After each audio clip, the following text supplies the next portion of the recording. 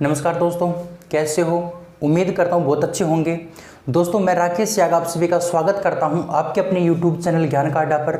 दोस्तों, आपने अगर अभी तक चैनल को सब्सक्राइब नहीं किया है तो चैनल को सब्सक्राइब करके बेल आइकन को जरूर प्रेस कर लें, जिससे कि आपको नए नए वीडियो का नोटिफिकेशन मिलता रहे। दोस्तों, आप हमें फेसबुक, इंस्टाग्राम और टेलीग्राम पर भी फॉलो कर सकते हैं, जिसका लिंक वीडियो की डिस्क्रिप्शन में दिया गया है, या फिर आप सर्च कर सकते हैं टेलीग्राम के ऊपर ज्ञान का अड्डा। आपको हमारा चैनल मिलेगा, उसको ज्वाइन कर लेना, जिससे कि आपको PDF वगैरह की जानकारी मिल सके। इसके साथ साथ मैं आपको कहना चाहूँगा, मैं कल आपको करवा रहा था जनन तंत्र के बारे में, और जनन तंत्र के बारे में 2 टॉपिक हमने कर लिए हैं। आज हमारा जनन तंत्र का 3 नंबर टॉपिक होने वाला है। वीडियो बहुत अच्छा होने वाला है। आपने पीछे की वीडियो भी देखे होंगे। मैं आपको एक एक बात करवा रहा हूं और आप अच्छे से लिख भी रहे होंगे। अगर आप नहीं लिख रहे हैं तो आप अपने जीवन में सबसे बड़ी गलती कर रहे हैं। अगर आप विज्ञान के इन टॉपिकों को नहीं लिख रहे हैं तो आप अपने जीवन में बहुत बड़ी गलती कर रहे हैं, क्योंकि अगर आप नहीं लिखोगे तो आपके नंबर आने की बहुत कम संभावना है। क्योंकि अगर आप नहीं लिखोगे तो आपको याद नहीं होंगे, और अगर मैं जो पढ़ाता हूँ वो लिख लोगे और वो एक बार रिवीजन कर लोगे ना, तो कभी भी भूलोगे नहीं। ये मैं आपसे दावा करता हूँ। एक बार लिख के देखो, एक बार याद करके देखो, एक बार सिर्फ एक बार पढ़ के देखो, रिवीजन करके देखो। जैसे जैसे मैं पढ़ाता हूँ वैसे वैसे लिख लो और वैसे वैसे याद करने की कोशिश करो, फिर देखना आपके नंबर किस प्रकार से आते हैं, है ना। मज़ा आने वाला है, आपको बहुत इंटरेस्ट आने वाला है और बहुत ही धमाकेदार तरीके से हम पढ़ेंगे साइंस को। पूरी साइंस हम पढ़ने वाले हैं, एक भी टॉपिक आपके लिए मैं छोड़ने वाला नहीं हूं। तो चलिए आज का वीडियो स्टार्ट करते हैं। आज हम पढ़ने वाले हैं जनन तंत्र के पार्ट नंबर 3 के बारे में। उम्मीद करता हूं आपको अच्छा लगने वाला है। तो वीडियो को लाइक कर दीजिए, शेयर कर दीजिए, और अगर अच्छा लगे तो कमेंट जरूर करना। चलिए वीडियो को स्टार्ट करते हैं। देखिए, जैसा कि आपको पता है, पिछले पार्ट में हम बात कर रहे थे, इससे जो पिछला पार्ट हमने पढ़ा था ना, उसमें हम बात कर रहे थे नर जनन तंत्र के बारे में। किसके बारे में? नर जनन तंत्र के बारे में चर्चा कर रहे थे। और नर जनन तंत्र को हमने 2 भागों में बांटा था। एक तो बांटा था प्राथमिक लैंगिक अंग, प्राथमिक, और दूसरा भाग था हमारा द्वितीयक। बताया था ना मैंने आपको, बिल्कुल बताया था। अब प्राथमिक के बारे में हमने पढ़ लिया था। प्राथमिक के कौन कौन से अंग हैं? प्राथमिक में सिर्फ एक ही अंग है, जो है वृषण। हम वृषण के बारे में पढ़ चुके हैं सारी बात। वृषण 2 काम करता है। कौन कौन से काम करता है? शुक्राणु और टेस्टोस्टेरोन हार्मोन का निर्माण करना। ये सारी बातें मैंने आपको प्राथमिक लैंगिक अंग वाले टॉपिक में मैंने आपको बता दी थी। फिर मैंने आपको स्टार्ट करवा दिया था द्वितीयक लैंगिक अंग, द्वितीयक लैंगिक अंग, और इनके जो नाम थे ना वो मैंने आपको लिखवा दिए थे। सबसे पहले मैंने आपको लिखवाया था वृषण कोष। सबसे पहले क्या लिखवाया था मैंने? वृषण कोष लिखवाया था, है ना। उसके बाद मैंने आपको अधिवृषण लिखवाया था, अधिवृषण, है ना, अधिवृषण। इस प्रकार से मैंने आपको 7 पॉइंट लिखवाए थे, यानी 7 टॉपिक लिखवाए थे इस द्वितीयक लैंगिक अंग में। यानी 7 ऐसे अंग होते हैं जो हमारे द्वितीयक लैंगिक अंग के रूप में काम आते हैं नर के अंदर। किसके अंदर बाबू? नर के अंदर। तो इन्हीं की हम चर्चा करने वाले हैं। आज हम जो पढ़ने वाले हैं वो पढ़ने वाले हैं द्वितीयक लैंगिक अंग। क्या पढ़ने वाले हैं? द्वितीयक लैंगिक अंग पढ़ने वाले हैं। और द्वितीयक लैंगिक अंग में जो पहला पार्ट है वो है हमारा वृषण कोष। पहला पार्ट क्या है? वृषण कोष। तो अब हम चर्चा करेंगे वृषण कोष के बारे में। तो आप हेडिंग लगा सकते हैं अच्छे से, हमारा द्वितीयक लैंगिक अंग, द्वितीयक लैंगिक अंग, द्वितीयक लैंगिक अंग है। और इसमें सबसे पहले किसको पढ़ेंगे? सबसे पहले पढ़ेंगे हम वृषण कोष को। किसको पढ़ेंगे? वृषण कोष को पढ़ेंगे। जैसा कि आपको पता है, मैंने आपको कल बताया था, कल मैंने आपको इनके सभी के नाम लिखवा दिए थे ना, बिल्कुल लिखवा दिए थे, आपको याद भी होंगे। तो उसमें सबसे पहले मैंने लिखवाया था आपको वृषण कोष के बारे में। किसके बारे में? वृषण कोष के बारे में। तो आज इसी वृषण कोष के बारे में पढ़ने वाले हैं। ध्यान से समझना इस वृषण कोष के बारे में। चलिए, सबसे पहली बात, वृषण कोष जो होते हैं ना वो क्या काम करते हैं? वृषण कोष वृषण को स्थिर रखने का काम करते हैं। वृषण कोष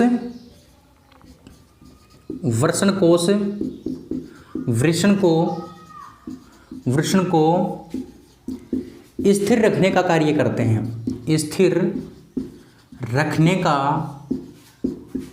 कार्य करते हैं। स्थिर रखने का कार्य करते हैं।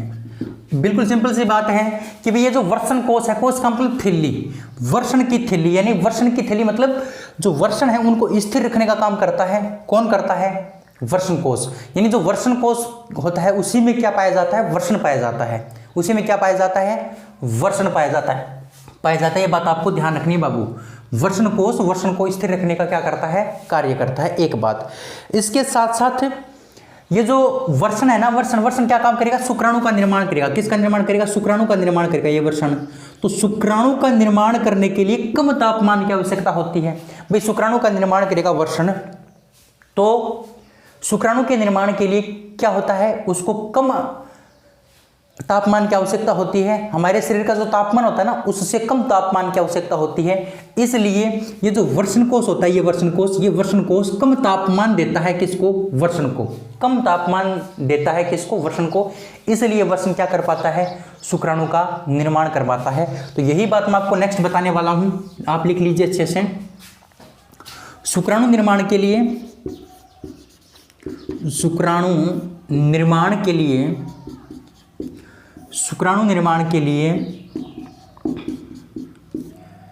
कम तापमान की आवश्यकता होती है।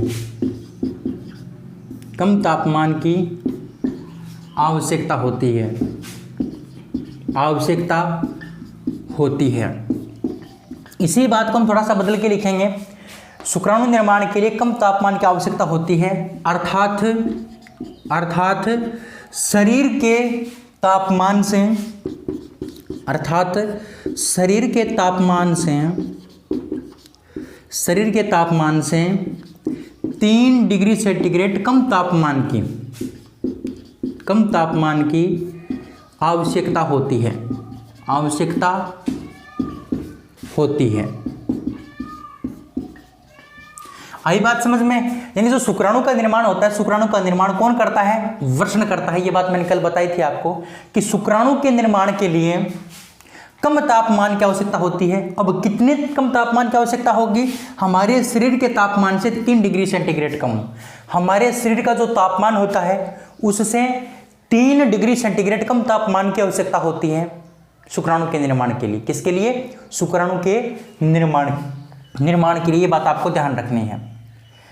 अब ये जो वर्षण कोश होता है, ये वर्षण कोश तापमान नियंत्रक यंत्र के तौर पर काम करता है। कैसे, मैं आपको बताऊंगा। वर्षण कोश तापमान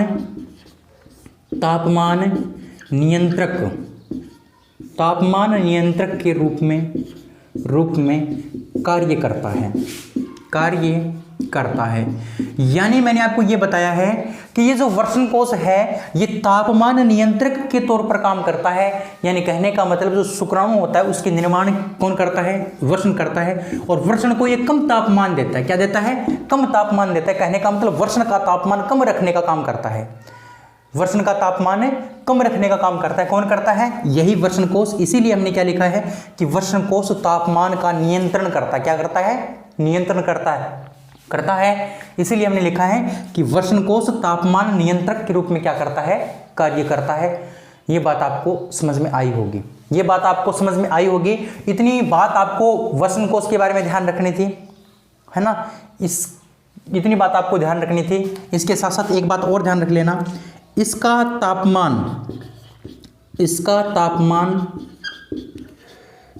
तापमान शरीर के अन्य अंगों से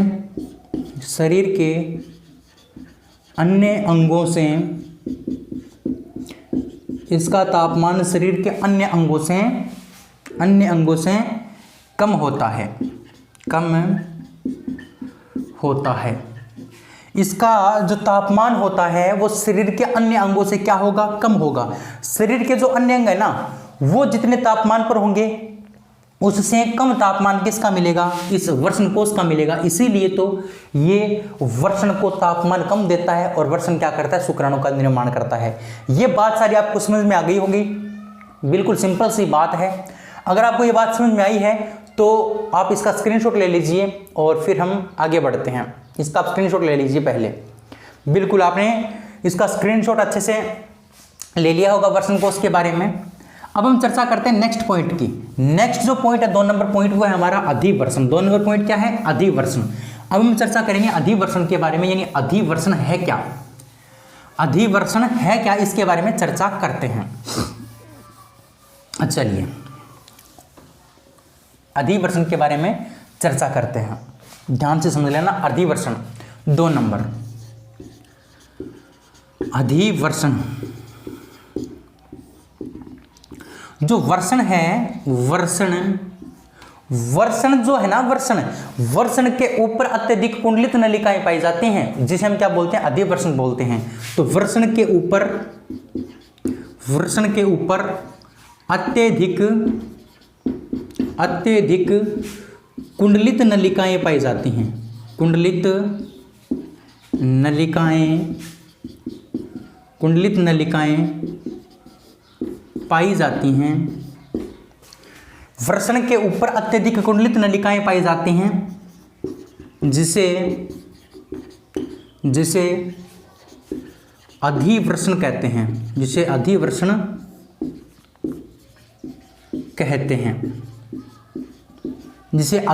कहते हैं। यानी जो वर्षण है, वर्षण उसके ऊपर अत्यधिक कुंडलित नलिकाएं पाई जाती है, उसको हम क्या बोलते हैं, वर्षण बोलते हैं। देखिए समझिए ध्यान से, ये इस प्रकार से ये है वर्षण कोश, ये क्या है, वर्षण कोश है, ये क्या है, वर्षण कोश। और इस वर्षण कोश के अंदर क्या होता है, इस प्रकार से वर्षण होते हैं, इसके अंदर क्या होते हैं, इस प्रकार से वर्षण होते हैं, इस प्रकार से क्या होंगे, वर्षण होंगे। तो ये जो वर्षण है, ये तो प्राथमिक लैंगिक अंग का कार्य करता है। किसका काम करता है, प्राथमिक लैंगिक अंग के रूप में पढ़ा है मैंने इसको। और ये जो वर्षण कोश है, ये द्वितीयक लैंगिक अंग में आता है। अब इसके ऊपर इस प्रकार से अत्यधिक कुंडलित नलिकाएं पाई जाती है, इस प्रकार से अत्यधिक कुंडलित नलिकाएं।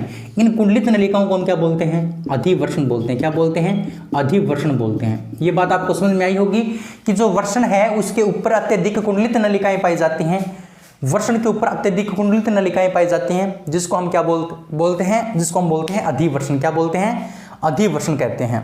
ये बात आपको समझ में आई, बिल्कुल आई होगी, बिल्कुल आ गई होगी।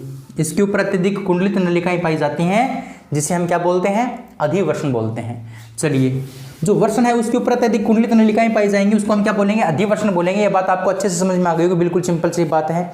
अब यहाँ पर एक बात आपको ध्यान रखनी है कि जैसे ही वर्षण में क्या बनता है, वर्षण में जो शुक्राणु बनता है, वर्षण में निर्मित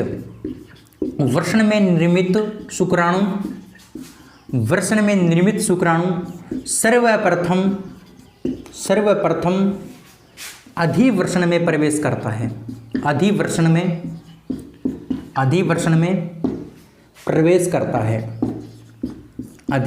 प्रवेश करता है।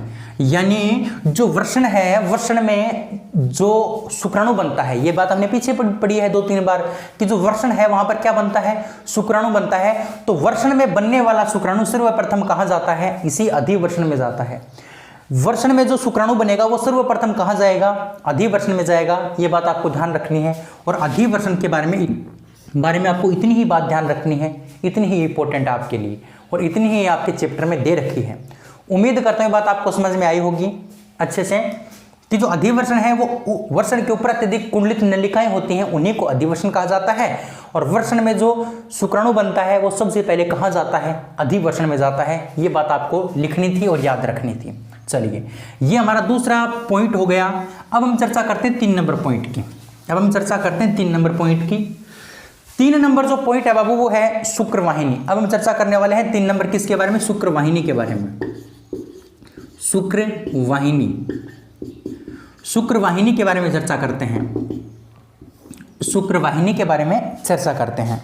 ध्यान से समझना, शुक्रवाहिनी यानी जो अधिवर्षण होता है, अधिवर्षण उसका जो अंतिम सिरा होता है, अधिवर्षण का जो अंतिम सिरा होता है वो एक पतली नलिका में विभाजित हो जाता है। और इसी पतली नलिका को हम क्या बोलते हैं, शुक्रवाहिनी बोलते हैं। क्या बोलते हैं, शुक्रवाहिनी बोलते हैं। ध्यान रखना, अधिवर्षण का अंतिम सिरा, अधिवर्षण का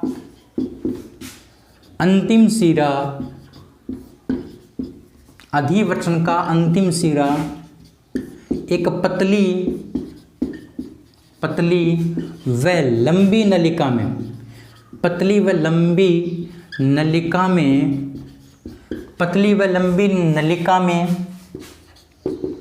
विभाजित हो जाता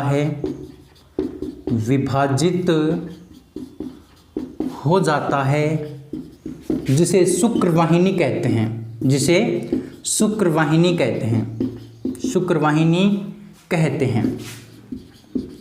शुक्रवाहिनी कहते हैं। यानी जो अधिवर्षण है, अधिवर्षण उसका जो अंतिम सिरा है वो एक पतली नलिका में विभाजित हो जाता है, और उस पतली नलिका को ही हम क्या कहते हैं, शुक्रवाहिनी कहते हैं। मैंने अभी अभी आपको बताया था ये हमारा वर्षण कोश है, वर्षण कोश में ये वर्षण है, वर्षण के ऊपर अत्यधिक कुंडलित नलिकाएं पाई जाती हैं और ये इस प्रकार से लंबी नलिका में विभाजित हो जाता है और दो वर्षण होते हैं इस प्रकार से, दो प्रकार की क्या निकलेंगे यहाँ से, दो हमारी क्या निकलेंगी, शुक्रवाहिनी निकलेंगी।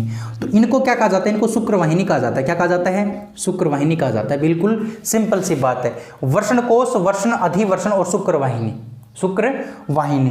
तो जो अधिवर्षण था उसका अंतिम सिरा पतली और लंबी नलिका में विभाजित हो गया और उस पतली और लंबी नलिका को हम क्या बोलते हैं, उस पतली और लंबी नलिका को हम बोलते हैं शुक्रवाहिनी। क्या बोलते हैं, शुक्रवाहिनी बोलते हैं। क्या बोलते हैं, शुक्रवाहिनी। अब इंपॉर्टेंट बात भी आपको ध्यान रखनी है कि जो शुक्रवाहिनी की संख्या होती है वो कितनी होती है, 2 होती है। तो ध्यान रखना, नर में 2 शुक्रवाहिनियां पाई जाती हैं, 2 शुक्रवाहिनियां पाई जाती हैं। यानी शुक्रवाहिनियां की अगर बात करें तो शुक्रवाहिनियां नर के अंदर कितनी पाई जाती हैं, 2 पाई जाती हैं। मानो नर के अंदर 2 शुक्रवाहिनियां पाई जाती हैं, एक इधर वाले वर्षण से निकलती है, एक उधर वाले वर्षण से निकलती है। 2 शुक्रवाहिनियां क्या होती हैं, ध्यान रखनी है। अब दोनों की दोनों जो शुक्रवाहिनियां वो कहां प्रवेश करती हैं, दोनों की दोनों शुक्रवाहिनियां शुक्राशय में प्रवेश करती हैं। दोनों शुक्रवाहिनियां कहां प्रवेश करती हैं, शुक्राशय में प्रवेश करती हैं। शुक्राशय में क्या करती हैं, प्रवेश करती हैं। यानी 2 शुक्रवाहिनियां पाई जाती हैं और दोनों की दोनों शुक्रवाहिनियां कहां प्रवेश कर जाती हैं, शुक्राशय में प्रवेश कर जाती है। शुक्राशय का मतलब एक थैली और होती है, उस थैली के अंदर प्रवेश कर जाती है शुक्रवाहिनियां। तो ये बात आपको समझ में आई होगी। सबसे पहले मैंने आपको पढ़ाया था वर्षण प्राथमिक लैंगिक अंग में, फिर मैंने आपको वर्षण कोश पढ़ाया, फिर मैंने आपको अधिवर्षण पढ़ा दिया। फिर ये लंबी नलिका में इस प्रकार से विभाजित हो जाती हैं, इनको हम क्या बोलते हैं, शुक्रवाहिनियां। और ये शुक्रवाहिनियां कहाँ चली जाती हैं, ये शुक्रवाहिनियां शुक्राशय में चली जाती हैं। कहाँ चली जाती हैं, शुक्राशय में। यहाँ पर एक थैली होती है, उस थैली में चली जाती हैं, जिसको बोलते हैं शुक्राशय। कहाँ चली जाती हैं, शुक्राशय में चली जाती हैं। इतनी बात आपको शुक्रवाहिनी के बारे में ध्यान रखनी थी। उम्मीद करते हैं बात आपको समझ में आई होगी। दोस्तों बिल्कुल सिंपल बातें हैं, किसी भी बात में कोई ऐसी बात नहीं है जो आपको याद न हो या हार्ड हो। बिल्कुल सिंपल है, सभी की सभी बातें सिंपल हैं और सिंपल भाषा में ही मैं आपको लिखवा रहा हूं। इसका स्क्रीनशॉट आपने ले लिया होगा। अब हम बढ़ते हैं 4 नंबर पॉइंट की ओर। अब हम नेक्स्ट पॉइंट की ओर बढ़ते हैं, 4 नंबर पॉइंट की ओर। अब हम चर्चा करते हैं 4 नंबर पॉइंट क्या है। चलिए 4 नंबर पॉइंट अगला जो आएगा वो आएगा शुक्राशय। अब हम पढ़ने वाले हैं किसके बारे में, शुक्राशय के बारे में। किसके बारे में पढ़ेंगे, शुक्राशय के बारे में पढ़ेंगे। तो 4 नंबर आप हेडिंग लगा लीजिए, शुक्राशय। शुक्राशय अगला जो टॉपिक है, पॉइंट है, वो है शुक्राशय। अब हम पढ़ेंगे शुक्राशय के बारे में। शुक्राशय क्या है, ध्यान से समझना। पहली बात तो शुक्राशय एक थैलीनुमा संरचना है। शुक्राशय क्या है, एक थैलीनुमा संरचना है। ये बात लिख लीजिए, यह एक थैलीनुमा संरचना है। यह एक थैलीनुमा संरचना है। यह एक थैलीनुमा संरचना है।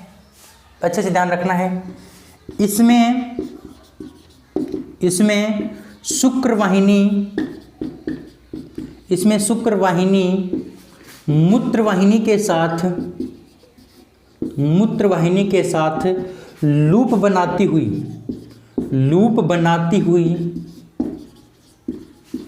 प्रवेश करती हैं। यानी इस भाग में, यानी शुक्राशय के अंदर शुक्रवाहिनी प्रवेश करती है। कौन प्रवेश करते हैं, शुक्रवाहिनी प्रवेश करती हैं। किसके साथ लूप बनाती हुई, मूत्रवाहिनी के साथ लूप बनाती हुई। लूप का मतलब इस प्रकार से लूप बनाती हुई कहां प्रवेश करती है, शुक्राशय में। जो मूत्रवाहिनी होती है, मूत्रवाहिनी के इस प्रकार से चारों ओर इस प्रकार से लिपट के आती है और कहां प्रवेश कर जाती है, शुक्राशय में। मूत्र जो वाहिनी होती है, मूत्रवाहिनी तो मूत्राशय में चली जाती है, ये तो मूत्राशय में चली जाती है। और ये कहाँ चली जाती है, शुक्राशय में। ये कहाँ चली जाती है, ये शुक्राशय में चली जाती है। ये दोनों बातें आपको ध्यान रखनी है। मूत्रवाहिनी मूत्राशय में और शुक्रवाहिनी कहाँ चली जाती है, शुक्राशय में चली जाती है। तो ध्यान रखना, जो मैंने आपको शुक्राशय का टॉपिक पढ़ाया है, उस शुक्राशय के टॉपिक में मैंने आपको ये बात लिखवाई है कि इस शुक्राशय वाले भाग में शुक्रवाहिनी मूत्रवाहिनी के साथ लूप बनाती हुई क्या करती है, प्रवेश करती है। शुक्रवाहिनी मूत्रवाहिनी के साथ लूप बनाती हुई क्या करती है, प्रवेश करती है। ये बात आपको ध्यान रखनी है बाबू अच्छे से। अब इसके साथ साथ आपको ध्यान रखना है कि ये जो शुक्राशय होता है, इस भाग में इस भाग में जो शुक्राणु होते हैं उनको तरल पदार्थ प्राप्त होता है। शुक्राणुओं को क्या प्राप्त होता है? शुक्राणुओं को तरल पदार्थ प्राप्त होता है। शुक्राणुओं को तरल पदार्थ प्राप्त होता है, ध्यान रखना है आपको ये बात। शुक्राणुओं को क्या प्राप्त होता है? तरल पदार्थ प्राप्त होता है। चलिए मैं आपको बता देता हूं। इस शुक्राणुओं को तरल पोषक पदार्थ प्राप्त होता है। तरल पोषक पदार्थ प्राप्त होता है। तरल पोषक पदार्थ प्राप्त होता है, ये बात आपको ध्यान रखनी है। यहां शुक्राणुओं को तरल पोषक पदार्थ प्राप्त होता है। तरल पोषक यानी तरल का मतलब तो ये लिक्विड अवस्था में पाया जाता है, बिल्कुल पानी के जैसा। पोषक का मतलब भोजन देने वाला। पोषक का मतलब होता है भोजन देने वाला, यानी शुक्राणुओं को भोजन देने वाला, शुक्राणुओं को ऊर्जा देने वाला जो पदार्थ होता है वो कहां पर प्राप्त होता है? वो इसी शुक्राशय वाले भाग में प्राप्त होता है। तो ध्यान रखना, शुक्राणुओं का निर्माण कहां पर हुआ था? शुक्राणुओं का निर्माण हुआ था वृषण में, और इनको भोजन कहां पर जाके मिला है? भोजन जाके मिला है शुक्राशय के अंदर। कहां पर मिला है? शुक्राशय में मिला है। तो ध्यान रखना, शुक्राणुओं को तरल पोषक पदार्थ कहां पर प्राप्त होता है? तो तरल पोषक पदार्थ जो प्राप्त होता है वो प्राप्त होता है कहां पर? शुक्राशय में। कहां पर प्राप्त होता है? शुक्राशय में प्राप्त होता है। इसके साथ साथ आपको एक बात और ध्यान रखनी है, कि ये जो तरल पोषक पदार्थ है वो शुक्राणु के साथ मिल जाता है, तो उसके बाद शुक्राणुओं को क्या कहा जाता है? ये बात आपसे पूछी जा सकती है। तो ध्यान रखना, शुक्राणुओं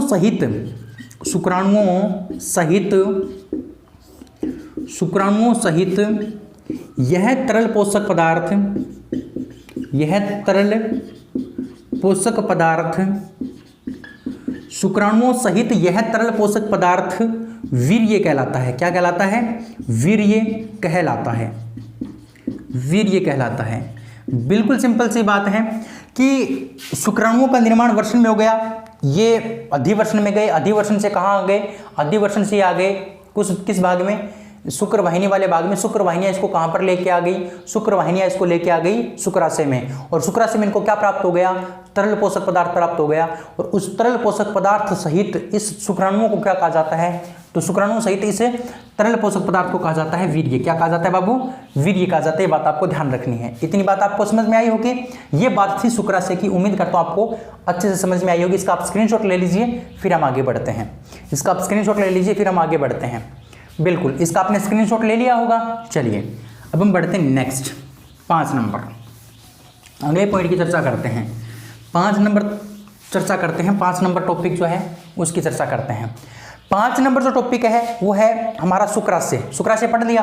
5 नंबर जो है ना वो शुक्राशय के बाद हमारा है हमारा प्रोस्टेट ग्रंथि। कौन सी ग्रंथि? प्रोस्टेट ग्रंथि। अब हम चर्चा करते हैं 5 नंबर प्रोस्टेट ग्रंथि के बारे में। प्रोस्टेट ग्रंथि के बारे में चर्चा करते हैं। देखिए ध्यान से, प्रोस्टेट ग्रंथि क्या है? सबसे पहली बात, इसका आकार कैसा होता है? इसका आकार होता है अखरोट का आकार। इसका आकार कैसा होता है? अखरोट जैसा। आपने अखरोट देखा होगा, उसी अखरोट के जैसा क्या होता है? इसका आकार होता है। उसी अखरोट के जैसा क्या होता है? इसका आकार होता है। ध्यान रखना, अखरोट जैसा इसका क्या होता है? आकार होता है। अखरोट जैसा आकार होता है। और यह एक प्रकार की बहिस्रावी ग्रंथि है। क्या है? एक प्रकार की बहिस्रावी ग्रंथि है। बहिस्रावी ग्रंथि। मैंने आपको बताया है कि ग्रंथियां 2 प्रकार की होती हैं, एक अंतःस्रावी ग्रंथि और एक बहिस्रावी ग्रंथि। इनमें अंतर क्या होता है वो मैं आपको आगे बताऊंगा, जब टॉपिक आएगा ग्रंथियों का तब बताऊंगा। लेकिन ध्यान रखना, ये जो प्रोस्टेट ग्रंथि है ये एक बहिस्रावी प्रकार की ग्रंथि है। किस प्रकार की ग्रंथि है? बहिस्रावी प्रकार की ग्रंथि है। ठीक है, बहिस्रावी प्रकार की ग्रंथि है। आकार इसका अखरोट के जैसा होता है। इसके साथ साथ ध्यान रखना, ये काम क्या करती है? यह तरल पोषक पदार्थ प्रदान करती है। तरल पोषक पदार्थ का निर्माण, तरल पोषक पदार्थ का निर्माण, तरल पोषक पदार्थ का निर्माण जो करती है वो कौन करती है? यही प्रोस्टेट ग्रंथि करती है। कौन करती है? यही प्रोस्टेट ग्रंथि करती है। किसका निर्माण है? तरल पोषक पदार्थ का निर्माण। तरल पोषक पदार्थ का जो निर्माण करती है वो कौन करती है? यही ग्रंथि करती है, अखरोट, ये प्रोस्टेट ग्रंथि। और यही जो तरल पोषक पदार्थ है, यही वो तरल पोषक पदार्थ है जो वीर्य का भाग बनता है। यही पदार्थ वीर्य का भाग बनता है, वीर्य का भाग बनता है। जो हमने पीछे पढ़ा था ना शुक्राशय वाले टॉपिक में कि शुक्राणुओं को तरल पोषक पदार्थ प्राप्त होता है, वो तरल पोषक पदार्थ आता कहाँ से है? वो यहाँ से बन के आता है प्रोस्टेट ग्रंथि से।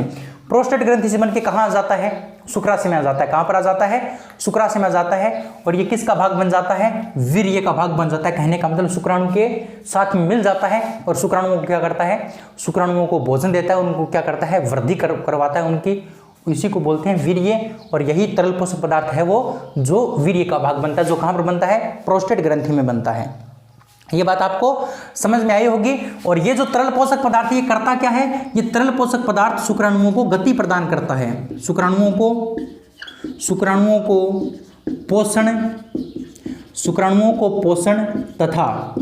तथा गति प्रदान करता है,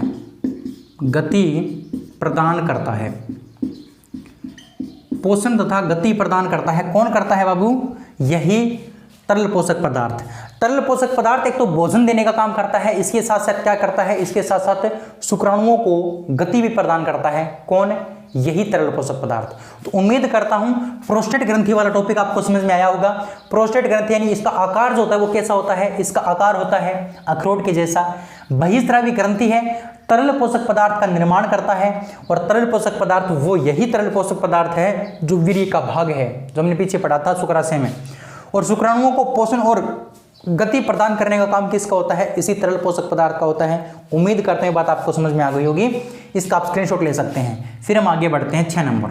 चलिए अब हम 6 नंबर चर्चा करते हैं। और जो 6 नंबर टॉपिक है, पॉइंट है, उसका नाम है बाबू, 6 नंबर पॉइंट है वो है मूत्र मार्ग। अब हम पढ़ने वाले हैं 6 नंबर मूत्र मार्ग के बारे में। किसके बारे में? मूत्र मार्ग के बारे में चर्चा करने वाले हैं। क्योंकि मैंने आपको जब द्वितीयक लैंगिक अंग लिखवाए थे तब मैंने आपको 7 बिंदु लिखवाए थे। कितने बिंदु लिखवाए थे? 7 टॉपिक का नाम अब मैंने आपको लिखवाया था, उसमें से छठा अपना क्या है? मूत्र मार्ग। अब हम चर्चा करते हैं मूत्र मार्ग। ये सभी के सभी नर जनन तंत्र के भाग हैं। ये सभी के सभी क्या हैं? नर जनन तंत्र के भाग हैं। हम क्या पढ़ रहे हैं? नर जनन तंत्र पढ़ रहे हैं, जैसा कि आपको पता है सभी को, क्योंकि कल हमने नर जनन तंत्र को ही स्टार्ट किया था और नर जनन तंत्र का ही टॉपिक चल रहा है। तो चर्चा करते हैं मूत्र मार्ग के बारे में। किसके बारे में चर्चा करते हैं? मूत्र मार्ग के बारे में। तो ध्यान रखना, शुक्रवाहिनियां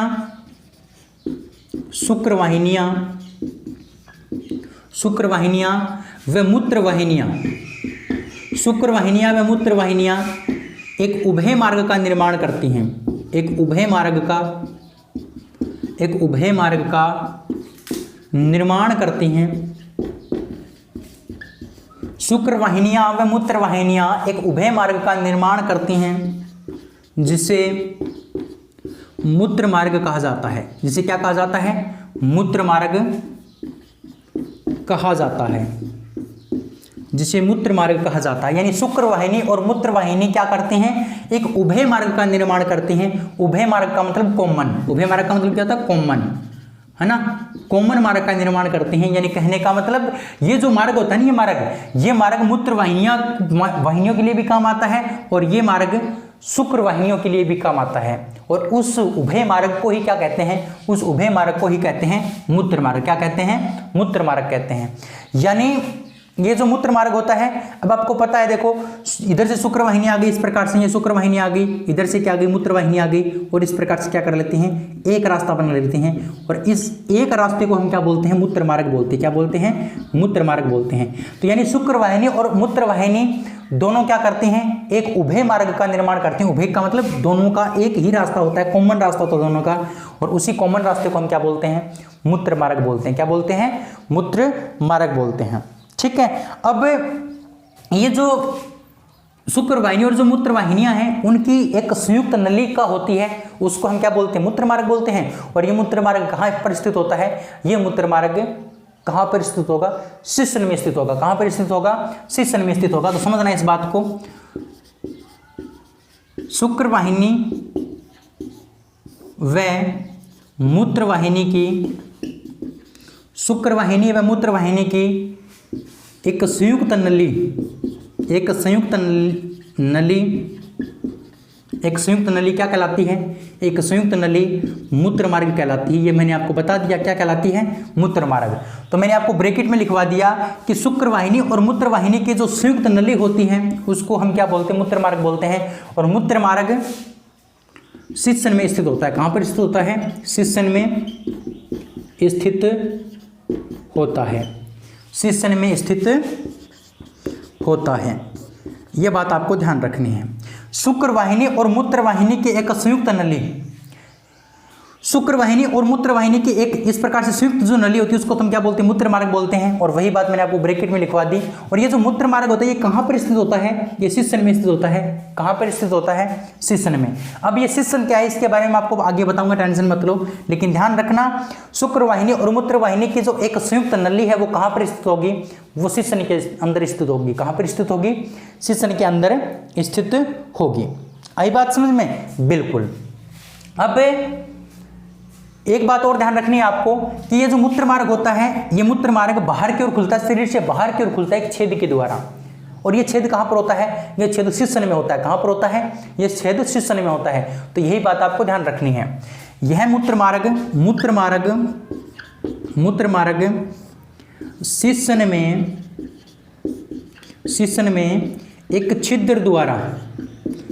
में एक छिद्र द्वारा मैं क्या बता रहा हूं आपको कि हम बात कर रहे हैं मूत्र मार्ग की। मूत्र मार्ग जो है ना वो शिश्न के माध्यम से एक छिद्र के द्वारा, शिश्न के माध्यम से एक छिद्र के द्वारा बाहर की ओर खुलता है, बाहर की ओर खुलता है, बाहर की ओर खुलता है। ये बात आपको ध्यान रखनी है। यानी जो मूत्र मार्ग होता है, मूत्र मार्ग वो शुक्रवाहिनी और मूत्रवाहिनी के होता क्या? मूत्र मार्ग, पहले तो ये समझो, शुक्रवाहिनी और मूत्रवाहिनी एक उभय मार्ग का निर्माण करते, क्या करते हैं? एक उभय मार्ग का निर्माण करते हैं, एक कॉमन मार्ग का निर्माण करते हैं। और वो जो कॉमन मार्ग है वही क्या कहलाता है? मूत्र मार्ग कहलाता है। क्या कहलाता है? मूत्र मार्ग कहलाता है।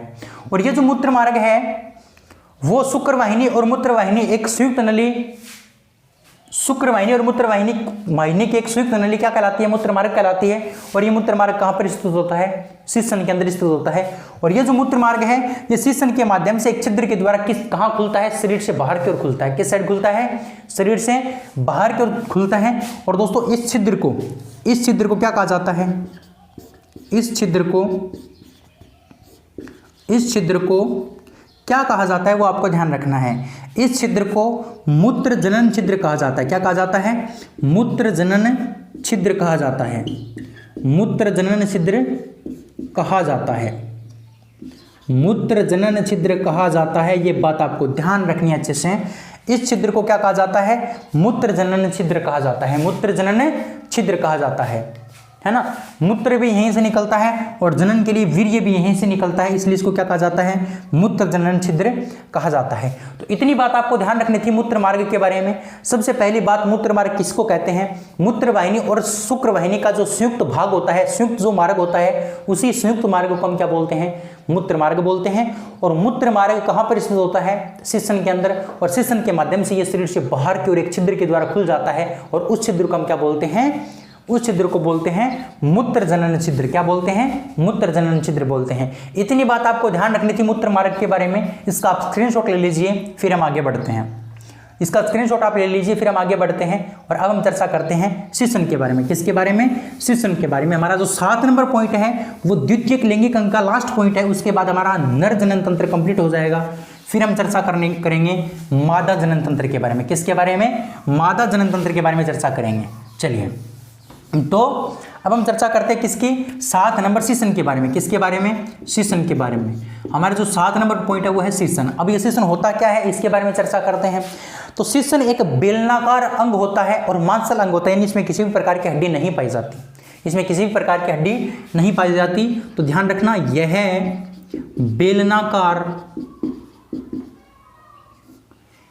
बेलनाकार मांसल अंग होता है। यह बेलनाकार मांसल अंग होता है। बेलन के आकार का होता है और मांस का बना होता है। किसका बना होता है? मांस का बना होता है। किसके आकार का होता है? बेलन के आकार का होता है। उसी को हम क्या बोलते हैं? शिशन बोलते हैं। क्या बोलते हैं? शिशन बोलते हैं। ये कहां पर स्थित होता है? ये वृषण कोश के बीच में स्थित होता है। कहां पर स्थित होता है? वृषण कोश के बीच में। वृषण कोश के बीच, वृषण कोश के बीच स्थित होता है। स्थित होता है। वृषण कोश के बीच में क्या होता है? ये स्थित होता है। ये बात भी आपको ध्यान रखनी है। इसके साथ साथ मैं आपको बता दूं, ये जो शिशन होता है, इस शिशन के अंदर मूत्र मार्ग और जनन मार्ग दोनों ही स्थित होते हैं। यानी इसके अंदर मूत्र मार्ग भी होता है और इसके अंदर जनन मार्ग भी होता है। समझना, इसमें मूत्र मार्ग व जनन मार्ग दोनों स्थित होते हैं। दोनों स्थित होते हैं। यानी ये जो भाग है शिशन वाला भाग, इस शिशन वाले भाग में मूत्र मार्ग भी होता है, यानी पेशाब भी यहीं से आता है, और जनन मार्ग यानी संतान उत्पत्ति के लिए जो वीर्य आता है वो भी इसी भाग में से आता है। जो वीर्य आता है वो भी इसी भाग में से आता है, और मूत्र मार्ग यानी मूत्र भी यहीं से आता है, इसी शिशन से आता है। इसलिए हमने लिखा है कि इसमें मूत्र मार्ग और जनन मार्ग दोनों स्थित कहाँ पर होते हैं? शिशन में होते हैं। दोनों कहाँ पर होते हैं? शिशन में होते हैं। और इसका मुख्य कार्य क्या है? इसका मुख्य कार्य क्या है? एक काम तो पेशाब करने का है, सभी को पता है, लेकिन दूसरा क्या काम है? समझना, मैथुन के समय शुक्राणुओं को मादा की योनि में पहुंचाना। यानी जो मैथुन यानी जो सेक्सुअल जो क्रिया होती है, उस सेक्सुअल क्रिया के दौरान, उस मैथुन क्रिया के दौरान जो शुक्राणु बनते हैं नर के शरीर में, उन नर के शरीर से शुक्राणुओं को कहां पहुंचाना? मादा की योनि तक पहुंचाना, यानी स्त्री के शरीर तक पहुंचाना।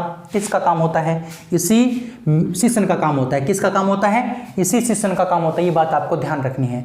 तो उम्मीद करता हूं ये बात आपको समझ में आई होगी। अगर आपको ये बात समझ में आई है तो इसका आप स्क्रीनशॉट ले लीजिए बिल्कुल अच्छे से, फिर हम आगे थोड़ी सी चर्चा करते हैं। बिल्कुल आपने इसका स्क्रीनशॉट ले लिया होगा। तो अभी तक मैंने आपको क्या पढ़ाया है? मैंने आपको जनन तंत्र के 3 पार्ट करवा दिए। जनन तंत्र के मैंने आपको 3 पार्ट करवा दिए। पहले पार्ट में मैंने आपको क्या बताया था? पहले पार्ट में मैंने आपको जनन के प्रकार बताए थे, लैंगिक जनन और अलैंगिक जनन। फिर मैंने आपको युग्मक के बारे में बताया था, नर युग्मक और मादा युग्मक। दूसरे पार्ट में हमने क्या पढ़ा था? दूसरे पार्ट में हमने पढ़ा था यौवन अवस्था के बारे में। किसके बारे में? यौवन अवस्था के बारे में। और यौवन अवस्था के बाद हमने स्टार्ट किया था प्राथमिक लैंगिक अंग, है ना, वृषण के बारे में पढ़ा था। फिर तीसरा जो पार्ट आया है, इस तीसरे पार्ट में हमने क्या पढ़ा है? इस तीसरे पार्ट में हमने पढ़ा है द्वितीयक लैंगिक अंग के बारे में। सारे के साथ जितने भी टॉपिक थे द्वितीयक लैंगिक अंग के, उनकी चर्चा हमने कर ली। अब ये हमारा हो गया नर जनन तंत्र का टॉपिक। अब हम पढ़ने वाले हैं मादा जनन तंत्र का टॉपिक। इससे आगे जो टॉपिक आएगा वो कौन सा आएगा? मादा जनन तंत्र का टॉपिक आएगा। वो भी बहुत इंटरेस्टिंग होने वाला है, आप अच्छे से देखना। अगर आपने पीछे की वीडियो नहीं देखे हैं तो पहले पीछे की वीडियो देख लीजिए, जिससे कि आपको अच्छे से याद हो जाए, और इनका नोट्स भी बना लीजिए। आज के इस वीडियो को यहीं पर विराम देते हैं, अगले वीडियो में फिर मिलेंगे।